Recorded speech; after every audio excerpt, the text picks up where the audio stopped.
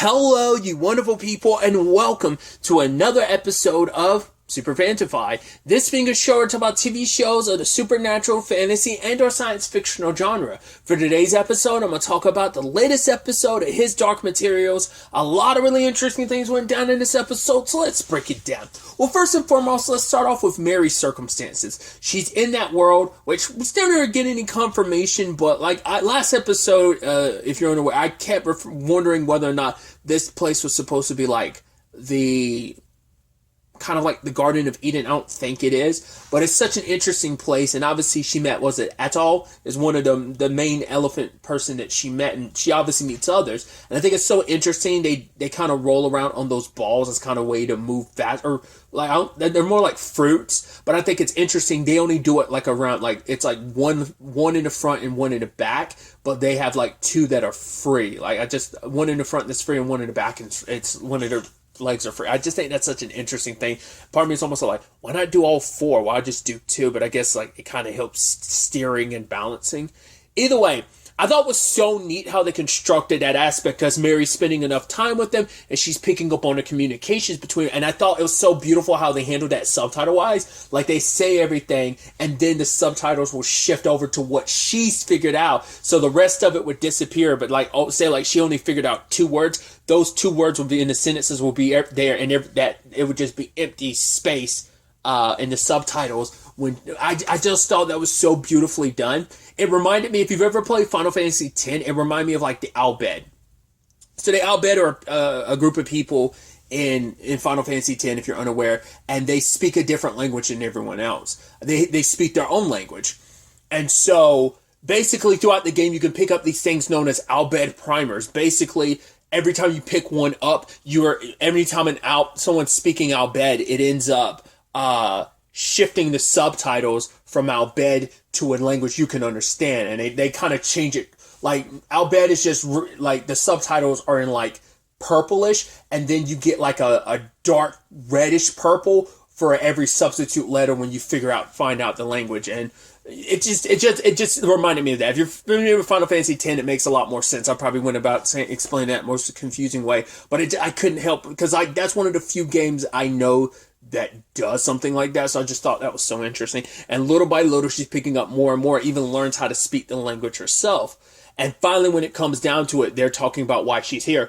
I completely missed, and I rewatched season 2, and I just completely, I guess I didn't latch onto that detail that Mary is supposed to be the serpent to Lyra, which I thought was interesting. I wonder why. Why is that her role? Because the serpent's supposed to tempt her and make her fall, but is it supposed to be a situation where Lyra's supposed to be tempted by her but refuses because that's part of her destiny? If she can choose to not fall to temptation, that's the point, or maybe that's biblically what's supposed to happen, but now things aren't quite that. I don't know.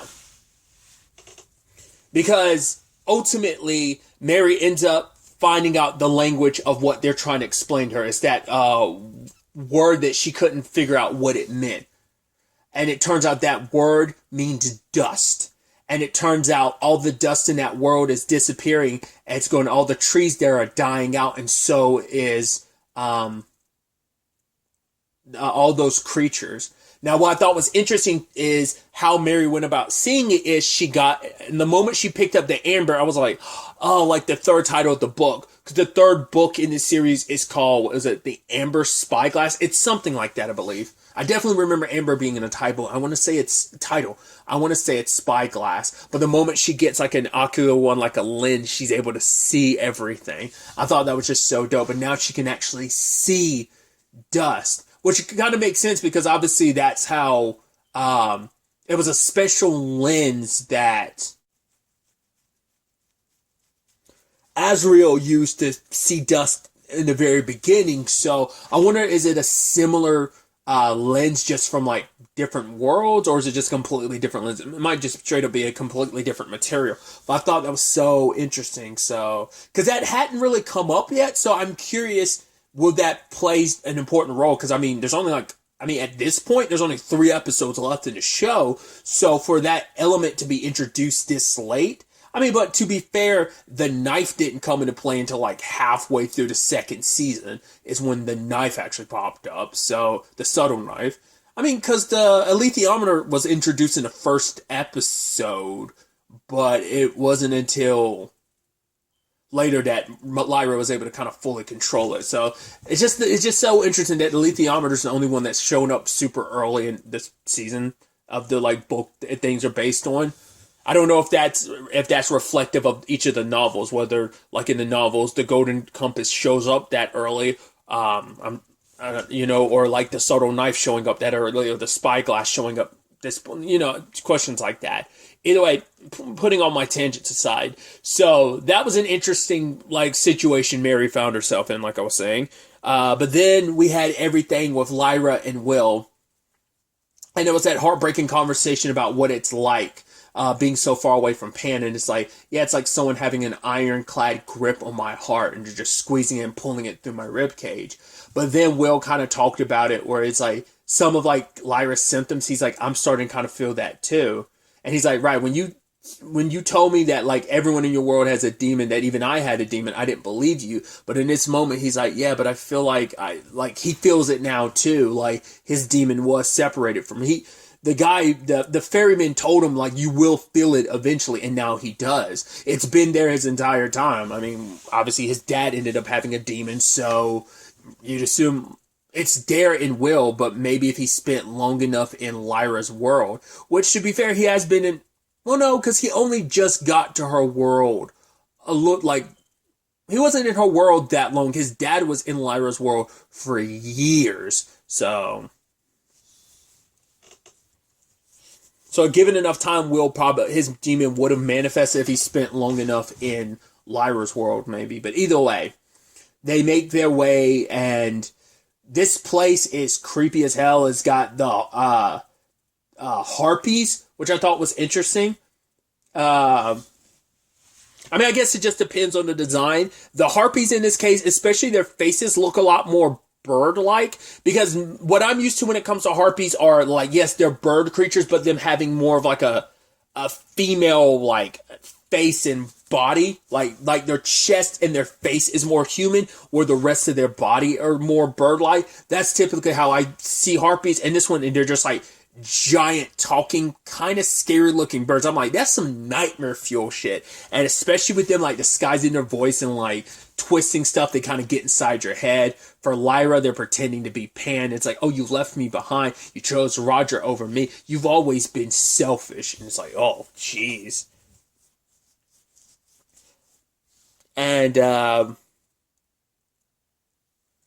it ends up kind of circling itself back to that conversation of, why is this world like this? Because they end up having this conversation later on. This lady was like, yeah, we all prayed. We like prayed so much of our lives away. Like, hey, we were praying to get into heaven. And it's like, yeah, we wasted our lives. We were so busy on trying to be good, praying for the afterlife and, what our afterlife is going to be and being in heaven. And so trying to be so good and praying all the time that we didn't live our lives. We were so focused on the afterlife, we didn't just live our lives and enjoy what was around us, the beauty that was around us when we were alive. So, and it's like, oh, that's an interesting conversation about like, right, heaven's supposed to exist, but this isn't heaven. And it's something I brought up before. I do believe, the authority is manipulating death for some reason. Once again, whether it's a power thing of the more souls that aren't actually going to heaven. The example I should have used, if you're familiar with the Vampire Diaries, Cade. Cade made his own version of hell. It's not really hell. It's like a psychic hell that he kind of ended up making. So I wonder if what this world is, this form of death isn't really heaven. It's more so like the authority putting people here, because like I think it and the harpies feed off of the fear and stuff like that. It kind of remind me of like the phantoms from the Phantom Zone. They kind of like feed on your fear. This is it drowns you in fear, just like the Magisterium does, just like the authority kind of pushes that narrative in other worlds to kind of drown you in your fear so that you worship them or worship it. And it seems like it's kind of replicated in this regard.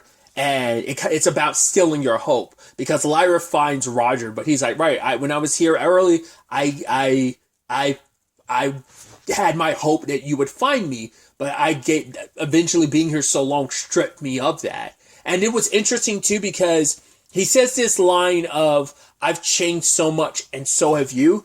He said those, maybe not those exact words, but something of that same ilk when they finally got reunited and they were at Azrael's, and he was like, right, you've changed so much, but I've changed too. So it's interesting in that regard, because she's here, because another thing Pan had said is like, right, you're the reason why Roger died, and now you're not here for his sake, you're here to kind of alleviate your own guilt. So,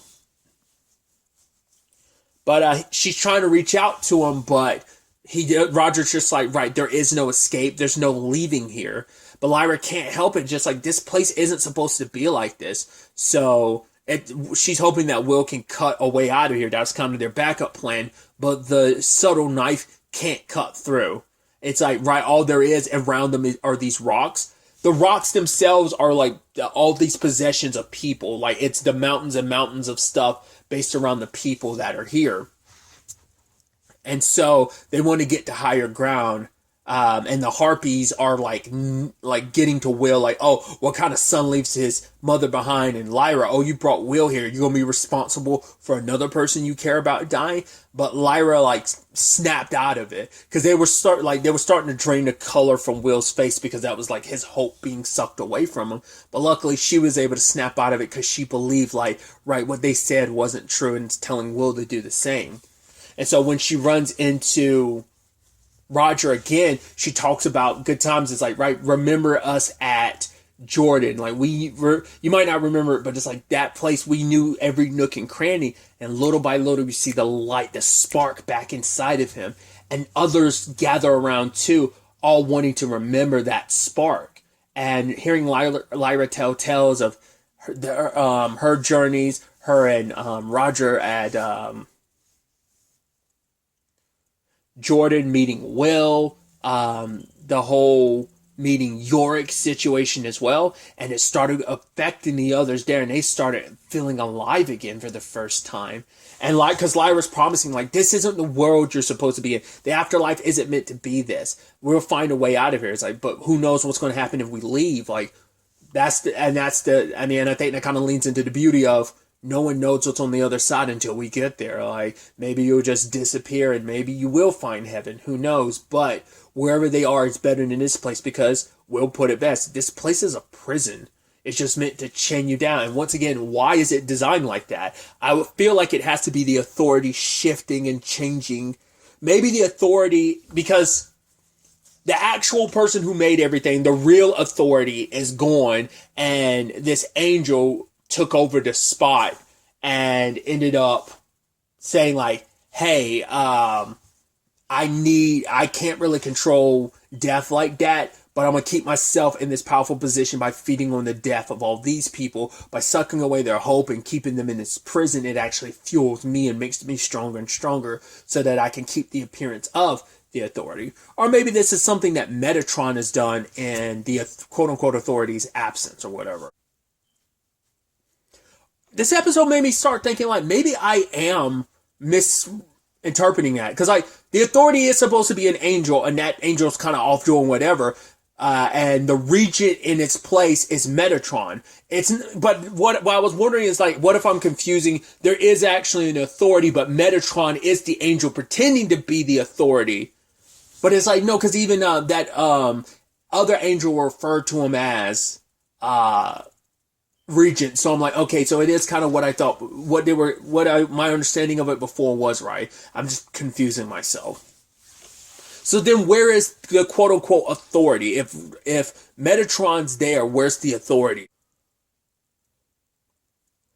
Inspiring the others, they end up making their way, and they're making this journey to get out of there, and lo and behold, who shows up? Lee. I was like, yes! I was hopeful, because I was like, right, hopefully she gets to see Lee again, and hopefully Will also gets to see his dad again, because his dad's most likely here somewhere too. Not less as a shaman, his circumstances are different, but seeing Lee again, and he's like, right, we'll be reunited for a little bit, but, you've kind of, obviously you've got something more out there to do, but he's like, I'm just glad you're alive, kid. For him, it's like he was scared not knowing if he did anything good, if he actually helped Lyra, but it's like, no, I did. You're okay. You're alive. I'm so glad, kid. And it's like, you go ahead, you do your thing, seeing Will, because he's like, oh, the shaman found you, because he also doesn't know, Will doesn't have the chance to tell him, but I hope they hope they had that conversation potentially next episode, where Will's like, yeah, the shaman, he was my dad. And it's like, you're his son. He's like, yeah, because obviously, Will's dad didn't know he was going to end up being the bearer until they met. He was like, wait, you're Will. Like, my son's the new knife bearer. And what's kind of interesting too, and this ends up being a conversation between that angel that Azrael sent as a message to Metatron, and Metatron being like, oh, that knife is no concern of ours. It's like, yeah, but this new knife bearer, he isn't like the others. The others were corrupted by its power, not him. So it kind of puts Will in a very different position, because I mean, that knife has always had that complicated history of people being a little power crazy or just kind of like selfish when it came to the knife, but Will isn't. I mean, he's also done what home dude who gave him the knife last season said, like, don't do it to show off. He's never used it to show off. It's always been for the purposes of, like, right, like, anytime, it's to try and help others trying to do what's right, so. At the same time, all that's going down in the land of the dead, we have Father Gomez kind of questioning the president father, because it's like, wait, you were over there about to touch her demon. Other than like, oh, you shouldn't do that, we've never really found out what happens if, like, it's just kind of a rule, but it's more so that's probably like something that the authorities set up, because I think it might be a dust thing of like, oh, like I don't know what would happen then. I guess it's also about like maybe disconnecting people, keeping them away from each other, like metaphorically speaking, like, right, you touching another person's demon, a demon's like a person's soul. And because Lyra and Will have touched, and part of me wonders, like, is that supposed to be significant in that regards of, because you can't touch another person's demon, you always had this separation of, you can't, like, you've never really know the soul of someone if you don't touch their demon type of thing. Maybe that's kind of what it's meant to be, and kind of keep those special bonds and connections and sever them between the humans by doing that, which obviously severing is kind of an interesting choice of word considering the circumstances. But what I thought was interesting too is, well, going back to the President Father McPhail is, he ends up smacking Father Gomez because he's like, how dare you, like, did you forget who you represent? He's like, I represent the authority, because McPhail is on that power tripping shit because he's not hearing from the authority. He feels like that he's kind of lost his place in the authority's eyes, and it's like, you know what, I'm gonna keep it rolling, like, this is what I want is what the authority wants, and everything he's doing is, him power tripping and covering his bases. So he's like, right, I gotta make sure this because the prophecies about the end of the Magisterium specifically, obviously she's a child whose destiny it is to end all destiny, so McPhail is kind of worried about losing his power. That's what this is all about, killing Lyra, being the next Eve and whatnot, right? But despite everything, you can tell Dr. Cooper isn't too keen on this, and I do love that conversation that her and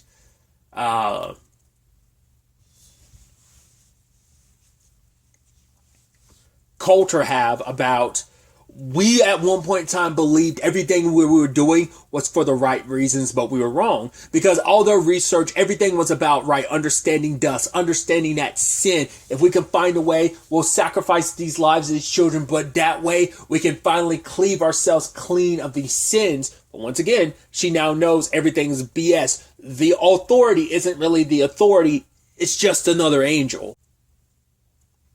there's no way that Coulter could have ever talked McPhail down, because it's like, hey, she's like, right, everything you believe in is a lie. It's like, yeah, but even if she tried to explain it to him, it'd just be more heresy and, like, desperation in their eyes of like, oh, you'll say anything to try and spare your life.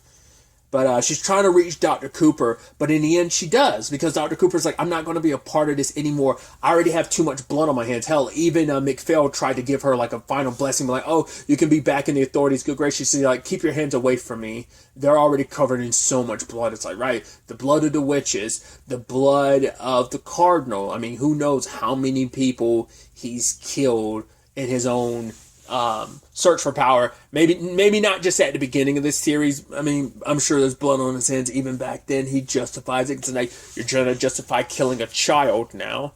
But yeah, you've already got so much blood on your hands.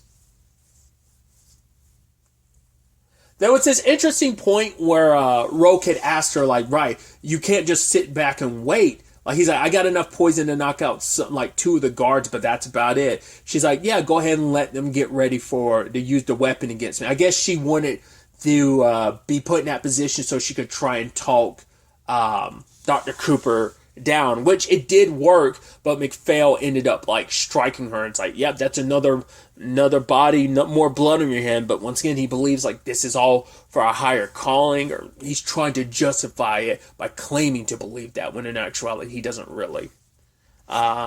He's so delusional right now, he's grasping at anything that fits the narrative he needs to fit that situation. So, but the thing I was thinking about when Coulter was like, yeah, go ahead and let it happen, I'm like, what would happen in your regard? Because you have a very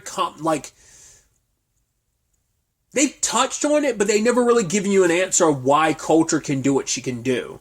Like, it might be kind of like Lyra. Like, Lyra kind of gets that from her mom. Like, they both have this very extremely strong will. I mean, arguably the same things for Azrael, because they're all strong-willed and, like, they believe wholeheartedly, at least Azrael and Coulter do, in the paths that they're going down, whereas Lyra kind of made it clear the other episode, like, no, unlike my parents, they're so steadfast in their beliefs. Me, I hope where I'm going down is right path, but I don't know for sure. I don't claim to know. I don't, believe to know the exact answer. All I can do is just believe.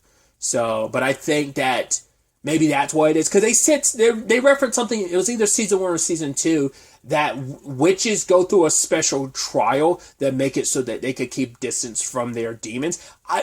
Before the rewatch, I was under the assumption Coulter went through that, which maybe she did, but we never actually saw that. But we also, I think it's just naturally her, like, having this, like, she has very distinct control over her emotions, and so I think the same thing's kind of applicable with her demon. So I was wondering, like, what would happen? I'd assume the same reaction of situation would happen, but part of me almost wondered, would Miss Coulter's circumstances be different because of her relations with her demon? But we never get to that point. But then Father McPhail sacrificed himself because he believes in all this. He's a martyr and everything. But just when that was all about to go down, luckily Coulter was able to stop it. But Metatron was like, okay, cool. You humans think you could use dust, because the angel tried to tell him, like, right, Azrael has control of dust. They've learned how to utilize dust and weaponize it. He's like, right, you guys think you can use dust and become like gods? Fine. Let's see how you fare without it. It ends up taking dust. I don't know if that's just from their world, or is he trying to take dust from every world? And that's why I'm wondering, like, is this kind of like time moves differently in every world, right? So I don't know if that's come up yet about, like, obviously, like, that's something that's kind of hinted at, like in a multiverse situation, when you go from one world to the next, time isn't exact, but I mean, it makes sense. I mean, there's been background references to it, but never like for example, when they went to sneak into Boreal's place, it was nighttime in their Oxford, but in City Gaza, it was in the middle of the day, to my recollection. So I believe it was daytime. What, or did it eventually turn nighttime there? I don't remember. I feel like it's been a few weeks now, but I feel like City Gaza and Will's world are on different time frames, I think. Either way, the point was, part of me wonders, could that also be why everything's happening in the world that Mary's in is because this thing with Metatron's already happening here was already gathering up dust from every world. Once again, you draw a lot of parallels to how Supernatural's final season, well, the season finale of 14 went, but also what that meant for the final season of, God kind of went on his, like, you know what, I'm going to destroy every world type of thing. Like, Metatron's almost kind of in that same vein, too, so I thought that was kind of interesting. But the problem is, like, this kind of came at the worst time, considering the blade goes down and ends up severing the connection between McPhail and his demon, and ends up killing him, and it activates the weapon just like he wanted it to. It still worked out in the end, and as we see in the Land of the Dead, the weapon fires, and it's a bomb, so it's not like it directly hits Lyra, but it hits the ground, and it seems like the kind of mushrooming aftershock of it seems to be heading their way, and that's where the episode cuts. So we'll ultimately have to wait to see where all of this ends up taking us